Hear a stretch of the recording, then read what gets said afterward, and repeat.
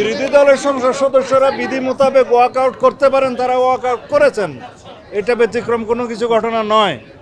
তারা আবার আসবেন, আগামী দিনে যে সংসদ বসবে সেদিন আবার আসবেন। এটা কি নজিরবিহীন মনে করেন না? না, এটা কোনো নজিরবিহীন নয়। বিরোধী দলের সংসদ সদস্যদের তাদের অধিকার আছে, কোনো বিষয়ে যদি তারা সিদ্ধান্ত নেন যে ওয়াক আউট করবেন, তারা করতে পারেন, করেছেন।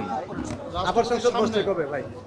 আগামী রোববারে সকাল 11টায় আবার সংসদ বসবে। না, এটা it is all about Democratic practice. এটা গণতান্ত্রিক সভ্যতার মধ্যে আছে, পার্লামেন্টারি সংস্কৃতির মধ্যে আছে।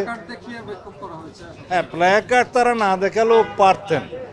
যেই দিনের জন্য, যেই মুহূর্তের জন্য সারা জাতি 17-18 বছর অপেক্ষা করেছে, দীর্ঘ ফ্যাসিবাদ বিরোধী আন্দোলন করেছে, সংগ্রাম করেছে, রক্ত দিয়েছে, শহীদ হয়েছে, গণতন্ত্র অর্জিত হয়েছে, সেই গণতন্ত্রের উত্তরণের পথ পরিষ্কার হয়েছে। আজকে নতুনভাবে আমরা সেই নতুন গণতান্ত্রিক যাত্রা শুরু করেছি।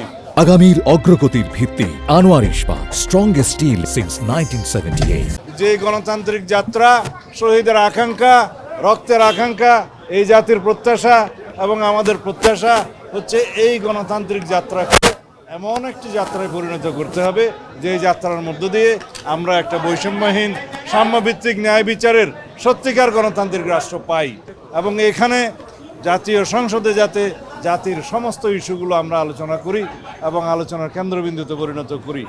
এর মধ্য দিয়ে আমরা এমন একটি গণতান্ত্রিক সংস্কৃতির চর্চা অব্যাহত রাখব যে গণতান্ত্রিক সংস্কৃতির চর্চার মধ্য দিয়ে বাংলাদেশের সত্যিকার অর্থে আমরা একটি গণতান্ত্রিক শক্তিশালী বাংলাদেশ বিনির্মাণ করতে পারবো।